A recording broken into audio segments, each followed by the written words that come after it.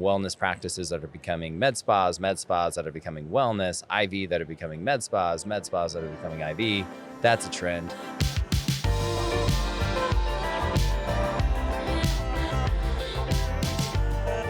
We're here at the Aesthetic Meet 2025 in Austin, Texas, and I'm sitting down with my friend Tyler Terry here, who is the Director of Sales for the Med Spa team at NexTech. Did I get it right, Tyler? You got it right. Heck yeah. Thanks so much for sitting down with me again, man. Hey, of course. Honestly, I appreciate your friendship. I would sit down with you anytime. So, next time let's make it maybe at a baseball game or go get some coffee or something. That's a great idea. I appreciate that. I would love to do that. I feel the same way. I appreciate the friendship we have. You're always very gracious.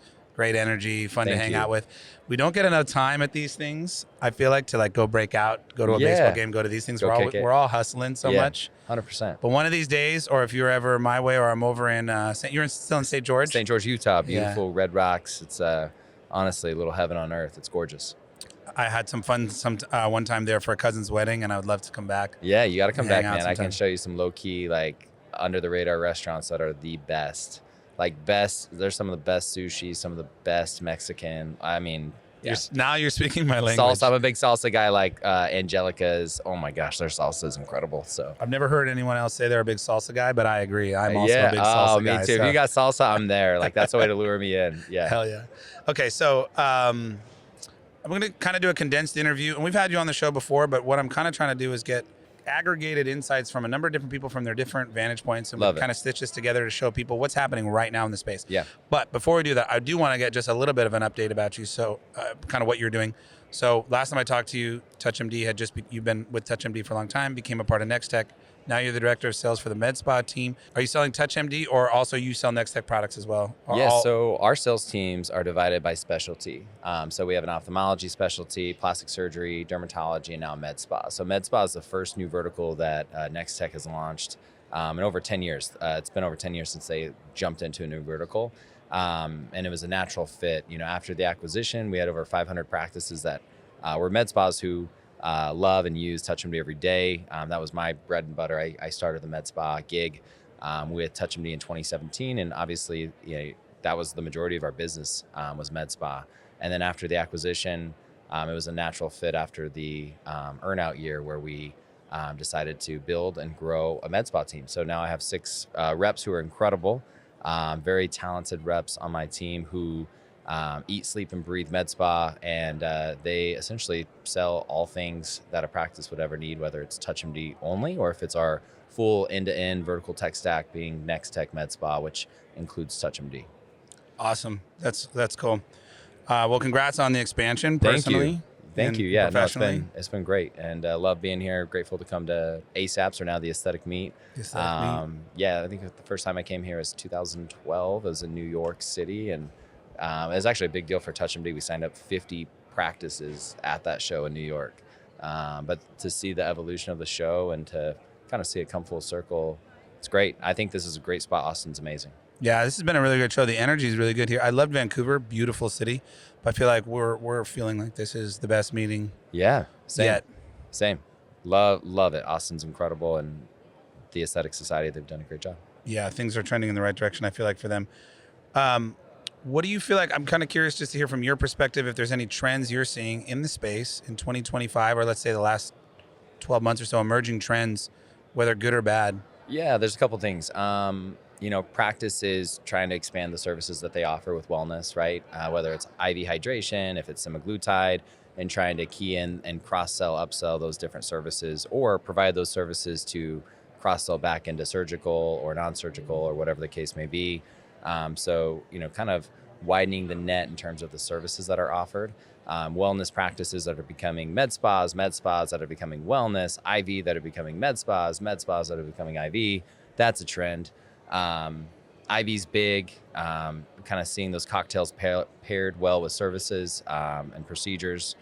In terms of AI, we're heavily invested in launching it the right way in terms of making sure that we don't just develop something and just try to release it at a show like this and not do it correctly. So we're being very mindful in terms of how we think of AI, how we integrate AI.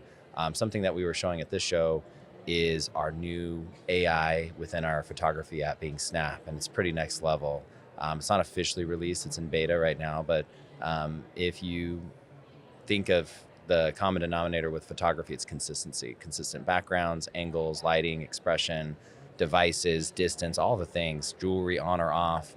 And what AI is going to do with this is ensure consistency in terms of making sure that you really do get a left 3/4 angle or right 3/4 angle for the before and after and all those different things. So instead of just using grid lines and ghosting, we're going to have some AI assisting the practice. This is very interesting to me. One of the questions I had, because you kind of saw where I was going, was kind of how do you see AI impacting the industry thus far? So it's interesting. You guys are directly looking at incorporating and are working actively. Yeah. Right now. Yeah, 100%.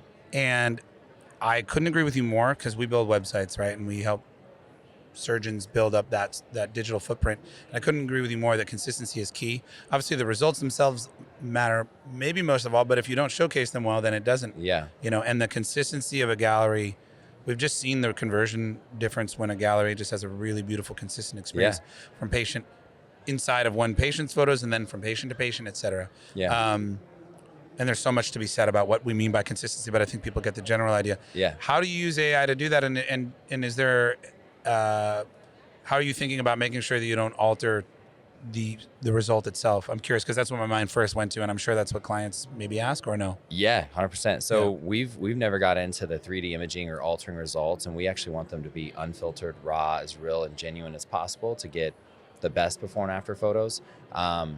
In terms of, what we're thinking is we're going to be tracking the eyes and the chin and the ears, some cue points on the face, so that we know exactly when the app will actually know exactly when to capture the photo when the patient is perfectly turned. I see. And then it'll depend on obviously the level of the device and obviously the level of the patient. I would recommend patients sitting down when taking before and afters, but something that's pretty cool that Candace Crow and I are working on, and I really need to give her credit for starting and sparking this idea, is giving a score for before and after photos. So we're working on coming up with something to where we can grade before and after photos so that patients know that they're raw, real, authentic, and we're still determining what the grading system would be, and if there would be maybe a software that we use, or it's a vetting system that we use where the photos come in and we take a look, or have some type of cadence in terms of vetting the images so that patients know that, wow, on a scale of 1 to 10, these are a 93, and this photo was not edited at all, right? And it was taken with a certified camera, or whatever we determine, iPhone. So really helping patients feel more confident and comfortable that these are real before and afters, and these aren't AI augmented or 3D, visually simulated images.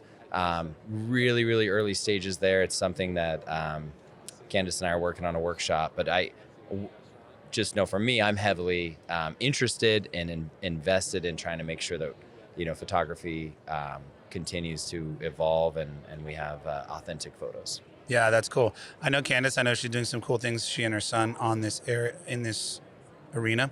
And that's exactly what I was touching on, because if you're altering any portion of it, maybe even a background, or you said maybe removing jewelry, maybe I don't know if you meant that it removes the jewelry or simply detects the jewelry and reminds them to remove it, or there's different things. When I was saying jewelry, I was just saying having consistency in terms of some patients, you'll see a before and after, and she has a necklace on before and then the after not. Like, if you're going to wear a necklace, wear the same necklace. Couldn't agree more. I would recommend just take the necklace off. Let's not have any jewelry, ideally, right? But just those little things. Cool. I was just thinking, if AI augments even things that aren't to do with the result, like a background, or removes some, I thought you meant remove jewelry, but if it did something like that, you have on Instagram, the note where there's like, I forget what they call it, AI notes or AI. Oh yeah. It's just the AI tag that basically says this has been edited. Well, one of the things like photographers and initially pushed back, and I think they changed the language of the tag because it was misleading. It says created with AI or something. It was misleading, and it was taking something that maybe had a slight modification with AI and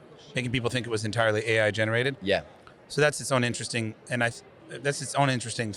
subject to look at on social media. 100%. But then And in general, we're all concerned about this, I think. How is AI, how are we going to know what's AI, what's not? But it's especially important here, Yep. grading images or being able to certify images, a better way to say it. Yeah. I like certified better instead of grading. Well, it And I sounds think like you were talking about both grading and certifying, right? Yeah, no, true, 100%. At the end of the day, it's more just what is the minimum requirement to get that blue check mark, saying, hey, these are certified, that these really were organic. Right.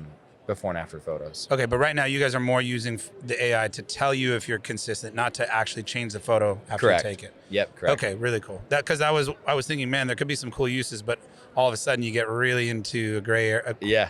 Not a gray area, but you're right on the border of something that could be. Yeah, if and you we start actually to change it. We actually did launch a feature where we can, cut out the background, so you can use any hex color, Cool. exact color, and it will take that, and you can do that pre-capture or post-capture the photo. But and that's just up to the practice. Like sometimes when a med spa has a mobile med spa and they're taking photos in the van, maybe it's that Mercedes van, they need something like that where they don't have a consistent backdrop. Makes sense.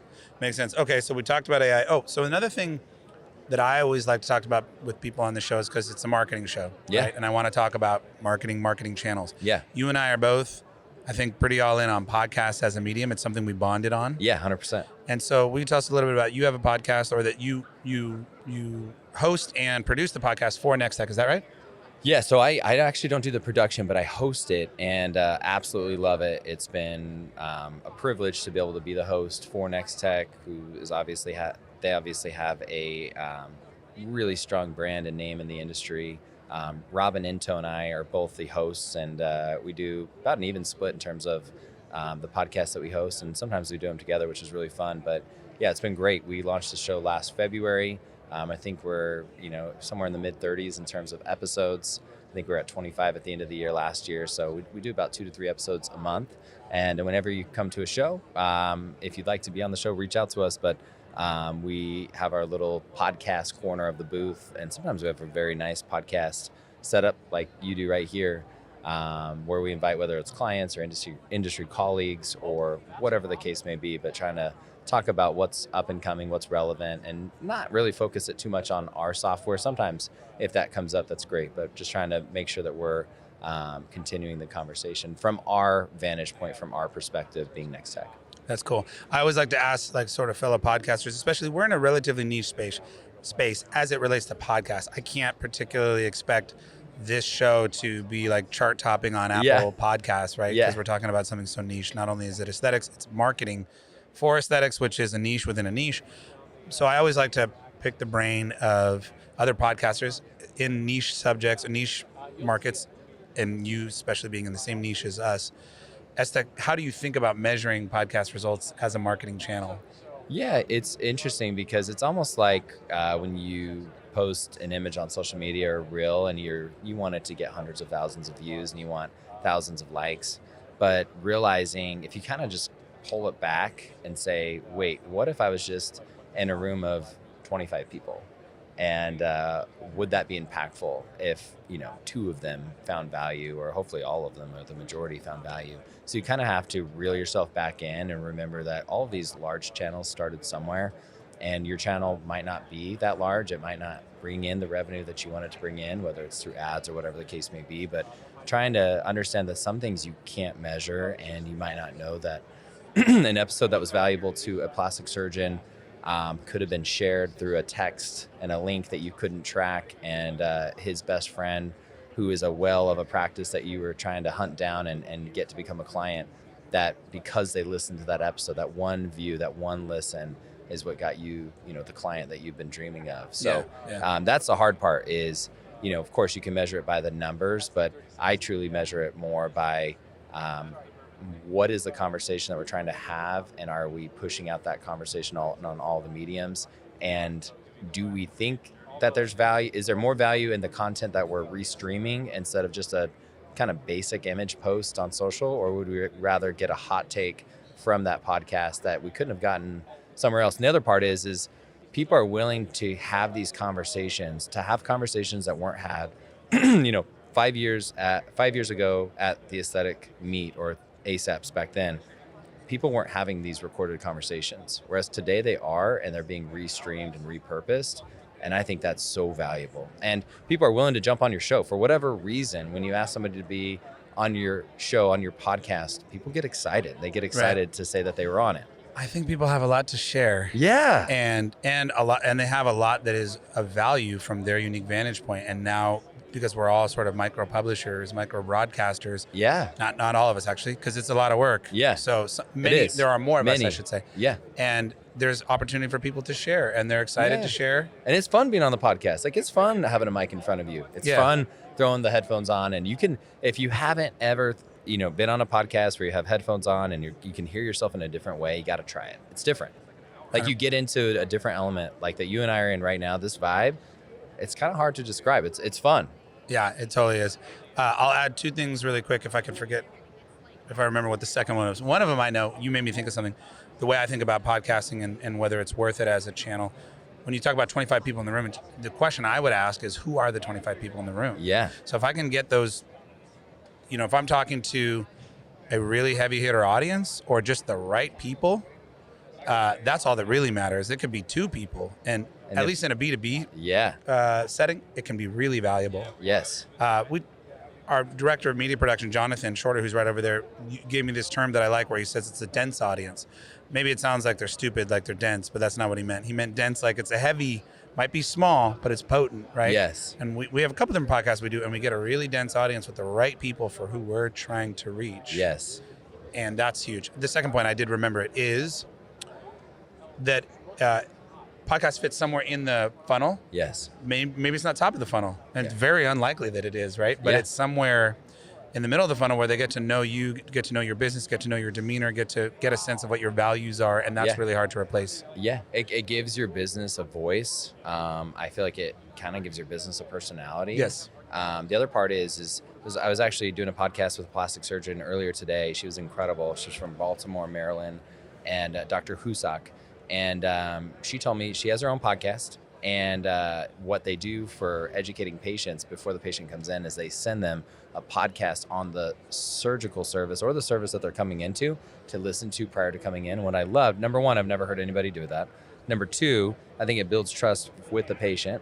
Number three, the patient certainly becomes more educated, and they get to listen to it on a medium that's easier to listen to on the go. If somebody sends me a YouTube video, yeah, sure. If I have the premium subscription or whatever, I can listen to it in my pocket at the gym. But people are more, for whatever reason, if you send a video, you're more likely to make somebody think they need to watch it and listen. Whereas if you send them a podcast, they're like, great, I can listen to this in the car, at the gym, doing dishes, whatever the case may be. So I thought it was brilliant that she did that for her patients. Yeah, I only know one or two other doctors doing that, and it's a great way to get to know the doctor and get a feel for that surgeon's demeanor, personality, et cetera. So I totally agree. Okay, I know you have a client that I think you need to go see, and I don't want to hold you up. Last question. This is a bit of an open-ended question, but where do you see the industry going? What do you see in the future for the industry, just again from your specific vantage point? Yeah, I think we're going to see a lot of, we're definitely going to see a lot of companies jump in and try to do AI. I don't think many of them will last. A few will succeed. They'll probably get purchased by some of the larger software companies to, again, try to become that end-to-end. My specialty is really aesthetic software, whether that be photography, practice management, EHR, in-practice marketing. Everybody right now in terms of software is trying to become end-to-end, that true vertical tech stack. So trying to define that, I think that will be defined, and practices are going to want deeper levels of integration. I think we will see Ally and Aspire being integrated into those companies in the future. Yes. I think all of the top patient financing companies will be integrated in the future. I think the first two, whoever can design the first true all-in-one patient app will win, in my opinion. Yep. Like, we have Repeat MD, we have MyTouchMD, we have all these different apps, but whoever can combine all of the value of those apps with e-commerce, documentation, photography, patient education, whoever gets that right wins, in my opinion. I was funny because I'm trying to end the podcast, but you just tapped into something that I have so much to say about. So we'll do another show another time, but I couldn't agree with you more. There are many, many walled gardens in this space from a tech perspective, and interoperability is the word for me. But I believe that patients eventually, and certain larger platforms that have enough clients or accounts to bring to bear are going to eventually force this interoperability that's needed. And I've always said that the EMR of the future will have an app store, which there are those that do, but I mean an app store that feels like the Apple App Store today. I love That's that. what I think the EMR of the future will have. I love that. I've never heard of that. That's incredible. That's the way I think about it, but I think there's a long way to go because we're dealing with patient data, we're dealing with sensitive information. I love that because if we had our own app store, we can say, hey, Influx, go develop something within the NexTech ecosystem. Correct. And then great. If you want to integrate, go. Yeah. Correct. Wow. That's the future. Let's do another show and talk about that. I would love to. I think we have a lot to talk about. Awesome. Thank you I'm so sitting much. here. I've got a bunch of other things. I'm like, dang it. I got to go. Let's take notes right after this, but I'll send you on your way. Thank you. I kept you longer than I said I would. No, you're cool. Thank you, Tyler. I This is appreciate great. it. I loved it. Always an honor and a privilege to be on here. Thank you, man. I You're feel awesome. the same. You too.